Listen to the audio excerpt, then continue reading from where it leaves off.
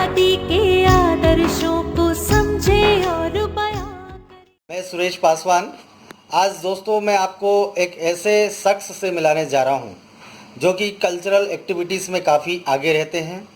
और आपको बता दें उनकी खासियत, वो ड्रामा और थिएटर के आर्टिस्ट हैं। साथ ही वे बहुत सारे कलाकारों की, फिल्मी कलाकारों की आवाज़ भी निकालते हैं। और आपको और बताने के लिए मैं चाहता हूं कि वे खुद अपने स्वयं बताएं कि वो ऐसा क्या करते हैं जिससे उनकी एक अलग से एक छाप, एक अहमियत हमारे सामने आती है उभर कर। तो साथियों, इन सारे मुद्दों को लेकर, बल्कि मैं जो बाबा साहब का जो मिशन है, बाबा साहब और हमारे महापुरुषों का, उसके विषय में भी आज उनसे बात करूंगा। बहुत युवा हैं और बहुत कम उम्र के हैं, और इस कम उम्र में उन्होंने जो शोहरत हासिल की है, आज हम उनसे बात करेंगे। तो आज हमारे बीच में है शशांक बंसोड़ जी। तो शशांक बंसोड़ जी, आपका हमारे चैनल में बहुत बहुत स्वागत है। जय भीम सबसे पहले, और थैंक यू सो मच कि आपने मुझे यहाँ पर एक इंटरव्यू के लिए बुलाए हैं और मैं यहाँ पर आया। सबसे पहले मैं आपको ये बताना चाहूँगा कि देखिए, हम हमेशा कहते हैं कि हमारे पास मीडिया नहीं है। अपने पास सोशल मीडिया है जी। और हमें ना सोशल मीडिया को, मतलब जो अभी जो वीडियो आप देख रहे हैं ये सोशल मीडिया ही है। यूट्यूब पे आप जाइए और हाँ, जो ये चैनल है वी लव बाबा साहब, उसको सब्सक्राइब कीजिए ताकि जो नेक्स्ट वीडियो जो आएगी उसका नोटिफिकेशन आपको आएगा। और इससे ज़्यादा से ज़्यादा हमारे महान पुरुषों के बारे में जो जितने भी हैं, डॉक्टर बाबा साहब अम्बेडकर, सावित्रीबाई फुले, महात्मा ज्योतिबा फुले, इनके बारे में आपको कुछ वीडियोस जो है वी लव बाबा साहब के, जो हमारे सर है सुरेश पासवान सर, वो आपको अपलोड करके जो दिखाते, जो जानकारी देते हैं। तो बहुत बहुत धन्यवाद देना चाहता हूँ मैं। और सबसे पहले तो मुझे ये बोलना चाहिए कि डॉक्टर बाबा साहब अम्बेडकर जी को हम मतलब सिर्फ ऐसा जानते कि हाँ, ये डॉक्टर बाबा साहब अम्बेडकर जी हैं जिन्होंने संविधान लिखा है, बस हम यहाँ तक सीमित हैं। तो सबसे पहले मैं ये आपसे ये बोलना चाहूँगा कि डॉक्टर बाबा साहब अम्बेडकर, जितना भी मैं जानता हूँ और जितना भी मैंने पढ़ा है, जैसे कि सर ने 2013 में मैं इनके ग्रुप से जुड़ा था जिनका नाम है वी लव बाबा साहेब, और 2013 में मैं इनके ग्रुप से जुड़ा हूँ। तो सबसे पहले मैं तो जय भीम बोलने में भी मतलब ऐसा लड़खड़ाता था कि मतलब क्या कोई कुछ बोलेगा, क्या कोई कुछ बोलेगा तो नहीं।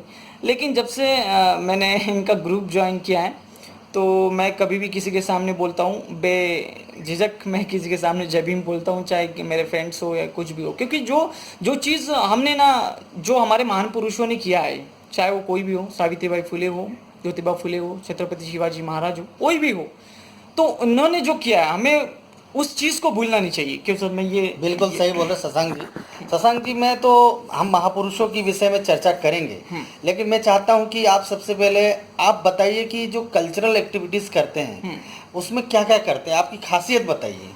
तो मैं आपको बताना चाहूँगा कि मैं एक कॉमेडियन हूँ, मिमिक्री आर्टिस्ट हूँ। मैं बहुत सारे एक्टर्स की मिमिक्री करता हूँ, कॉमेडी करता हूँ और एंकर भी हूँ। मैं डांसिंग एंकर हूँ और जगह जगह मेरे प्रोग्राम्स होते हैं। और मैं थिएटर आर्टिस्ट भी हूँ। थिएटर आर्टिस्ट मैं कहाँ पे मतलब काम करते हैं आप? मैं नागपुर में, मेरा एक बहुजन रंगभूमि है जहाँ पर एक सोशल थिएटर है, वो बुद्धिस्ट थिएटर है। अच्छा। जो कि हमारे जितने भी महान पुरुष हैं उनके लिए काम करता है। तो मैं वहाँ पर theatre artist, as a theatre artist काम करता हूँ, वहाँ एक्टिंग करता हूँ। ओके। अच्छा, मैंने सुना है कि आपका खुद का एक एफएम है। हाँ, मेरा एक धून एफएम है जो कि फेसबुक पर आप जाकर सुन सकते हैं। और वहाँ पर मेरा एक पेज भी बना है जहाँ पर आप लाइक भी कर सकते हैं। और मैं वहाँ पर अपनी जो जितना भी होता है लाइव धुन पॉडकास्ट होती है, मैं वहाँ पर मतलब वहाँ अपनी अपलोड करता हूँ, आप देख सकते हैं। अच्छा शशांक जी, आप मुझे ये बताइए जी। कि जैसे बहुत सारे महापुरुषों की आपने बात की, मैंने ये देखा है कि जैसे सावित्रीबाई फुले और भी महापुरुष है, लेकिन आज मैं सिर्फ सावित्रीबाई फुले के बारे में, माता सावित्रीबाई फुले की चर्चा करूंगा। आप यंग हैं, यूथ हैं, तो आपके साथ काफ़ी लड़कियां भी पढ़ती होंगी, है ना, एक युवा हैं, तो आपको फ्रैंकली बात कर रहा हूँ। ये- तो आप उनमें क्या देखते हैं, क्या वो सावित्रीबाई फुले को जानती हैं? नहीं नहीं, मैंने बहुत सारी मेरी फ्रेंड है जो कि सावित्रीबाई फुले के बारे में कुछ भी नहीं जानती है, जिन्होंने सन 1848 में, आई थिंक सर है ना, बिल्कुल, बिल्कुल। 1848 में महिलाओं के लिए पहली स्कूल खोली थी और उनको पढ़ने का अधिकार दिया। लेकिन मैं बहुत सारे फ्रेंड्स लोगों से, अब मैं इस फील्ड में हूँ तो पूछता हूँ कि भाई सावित्री फुले बाई को आप जानते हो क्या? उनका मतलब जब भी जयंती आती है तो कोई मनाता भी नहीं है, एक्चुअली कोई बिल्कुल। जानता भी नहीं है। तो हम ना कहीं हम हमारे जो जितने भी महान पुरुष हैं उनको कहीं ना कहीं हम भूल रहे हैं। अब उन्होंने जो किया है हमारे लिए, महिलाओं के लिए, खासकर महिलाओं के लिए क्या है, देखिए जिस महिला ने आपके लिए जो पढ़ने का अधिकार दिया है, आपको पढ़ने का, जानने का, बाहर निकलने का, हर चीज में उन्होंने मतलब हर चीज बोले, आपको बाहर निकलने का तक हक नहीं था। बिल्कुल बिल्कुल। तो वो सारी चीजें सावित्रीबाई फुले ने दी है, लेकिन हम भूलते जा रहे हैं, हम उनके बारे में नहीं जानते, और ना ही हम सावित्रीबाई को जानते, ना ही हम ज्योतिबा फुले जी को जानते। बहुत अच्छा।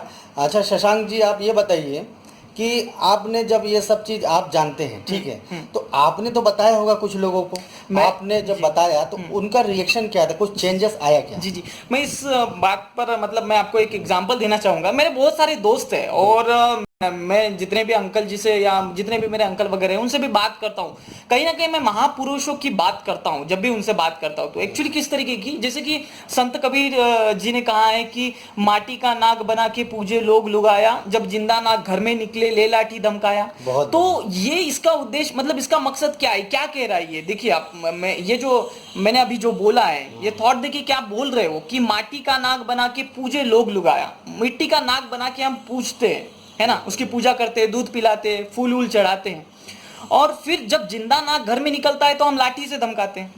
सही बात। तो ये कहां तक सही? आप तर्क तर्क की बात कीजिए। संत कबीर बहुत अच्छा कहते हैं इस पे, और उन्होंने एक बात और कही है कि जिंदा बाप को कोई न पूजे, मरे बाप पुजवाया, और मुट्ठी भर चावल लेके कौवे को बाप बनाया।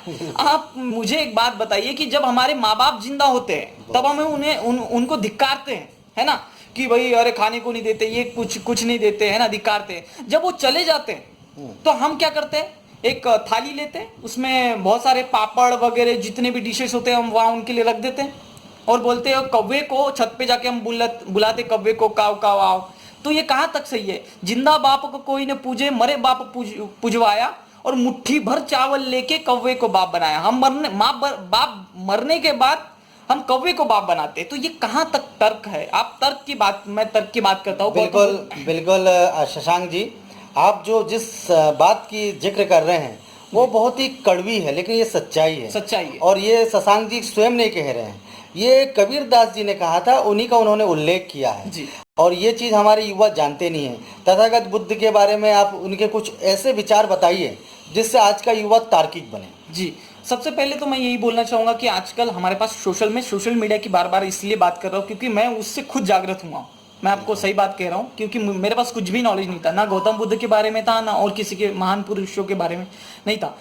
तो गौतम बुद्ध जब बात करते हैं कि वो कहते हैं कि क्रोध से क्रोध नहीं मिटता, प्रेम से मिटता है। मतलब घृणा जो है, जो क्रोध है, जो गुस्सा हम करते हैं आज की दुनिया में, और वही हो रहा है, आतंकवाद इधर उधर हो रहा है, हम देख रहे हैं। कहीं ना कहीं हमें ऐसा लगता है कि आज हमें बुद्ध की आवश्यकता है। तो बुद्ध कहते हैं कि घृणा से घृणा नहीं मिटती, प्रेम से मिटती है। तो बुद्ध ने ये कहा है कि आप देखो क्या वाकई में मैं कह रहा हूं, या किसी में बुक में लिखा है, या आपसे कोई बड़ा व्यक्ति कह रहा है, इसलिए मत मानो, चाहे वो आपके पापा क्यों ना हो, मम्मी क्यों ना हो।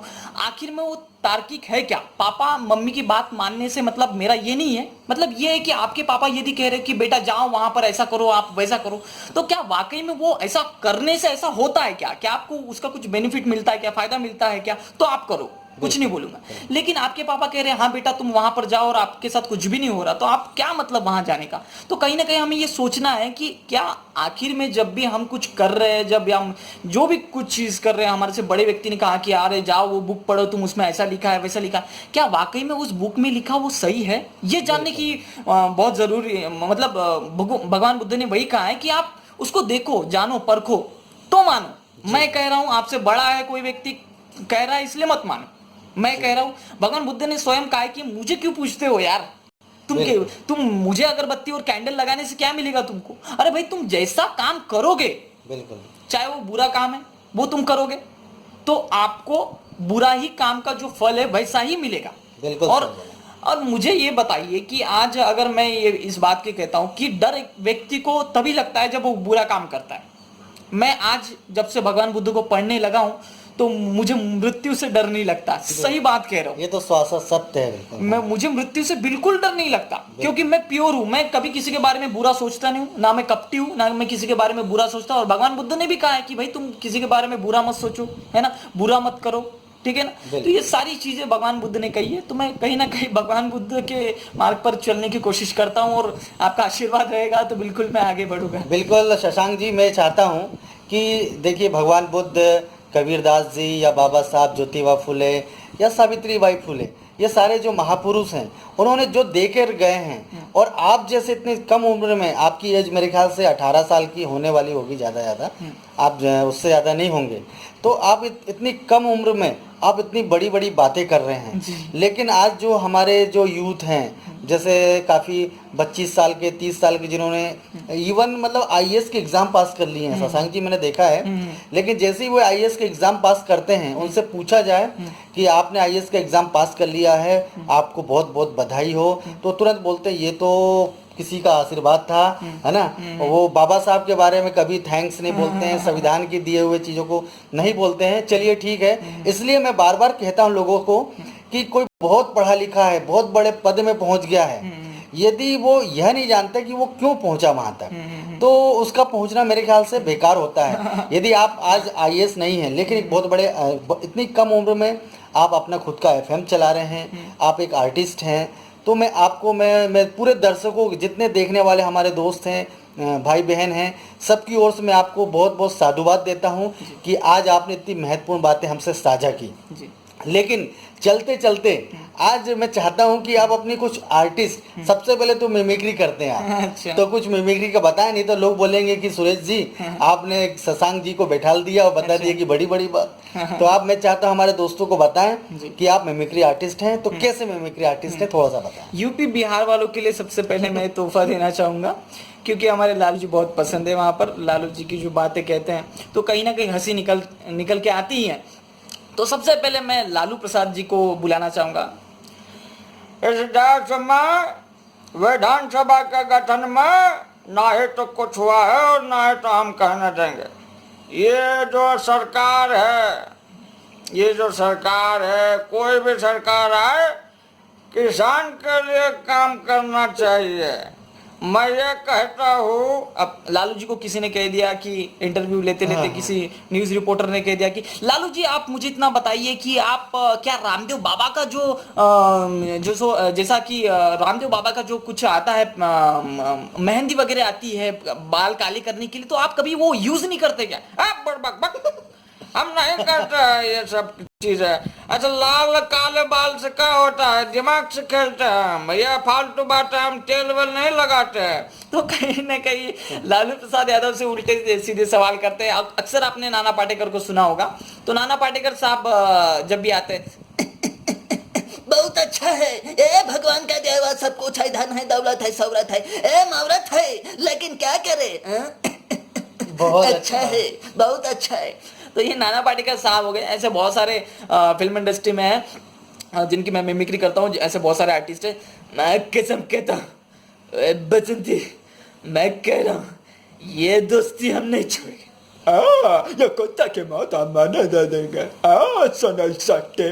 तो ऐसी बहुत सारी मिमिक्री। बहुत बढ़िया दोस्तों आप तो यकीन हो ही गया होगा कि शशांक जी ने एक टेलर दिखाया है। अगर आप इनकी जो रंगभूमि में, जो बहुजन रंगभूमि नागपुर में है, उनके जो थिएटर्स में जो प्रोग्राम्स होते हैं, यदि आप उनके वीडियो अगर आप चाहेंगे तो हम आपको ज़रूर दिखाएंगे, और चाहते हैं अगले एपिसोड में ऐसे ही कोई अच्छा। सर जाते जाते मैं आपको एक दर्शकों को एक बात बताना चाहूंगा कि आप मेरा ना धुन एफएम जरूर सुनिए, क्योंकि 97.7 आज हमारे साथ है सुरेश पासवान जी। जी हाँ, जो कि वीलो बाबा साहब की जो वेबसाइट है इनकी अभी हुई है, गूगल पे आइए तो प्लीज आप जाकर वहां देखिए कि क्या है वीलो बाबा साहब, है ना। तो आज हमारे साथ समय हो चुका है भाई 4:48 यहाँ पर हो चुके हैं। और आपको बता दूं, प्लीज धुन एफएम जो है मेरा, आप ये सुनते रहिए। तब तक के लिए बाय बाय, लेकिन अभी आप देख रहे हैं वी लव बाबा साहब का चैनल और हमारे साथ में है शशांक बंसोड़ जी। हम आप सभी से विदा लेते हैं। दोस्तों, आने वाले समय में यदि आप भी चाहते हैं कि आप भी इसमें पूरी दुनिया को दिखें, तो आप अपना एक आध 2 मिनट का एक वीडियो इंट्रो मुझे बनाकर मेरे व्हाट्सअप नंबर पे या मेल आईडी पर भेज दें। आपको मेल आईडी और व्हाट्सअप नंबर जो है मैं आपको इस कमेंट बॉक्स जो नीचे दिख रहा है उसमें भेजूँगा। मैं आपसे निवेदन करता हूं कि आप सब्सक्राइब बटन जरूर दबाएं और जो घंटी की जो बटन है, क्यों शशांक जी? बिल्कुल बिल्कुल, घंटी की जो बटन है आप उसे दबाना ना भूलिए, क्योंकि हमारी जो नेक्स्ट वीडियो जो रहेगी सर की, वो आपको नोटिफिकेशन भेजेगी कि हाँ भाई हमारी जो न्यू वीडियो है वो अपलोड होने वाली है, हो गई है, सॉरी। चलिए दोस्तों, बहुत बहुत धन्यवाद, आपने इतना समय दिया। और शशांक जी आपको भी बहुत बहुत शुक्रिया, धन्यवाद, साधुवाद और जय भीम। जय भीम, जय भीम सर। आप देख रहे हैं we love Baba Saheb. Channel को सब्सक्राइब करना और घंटी बजाना ना भूलिए।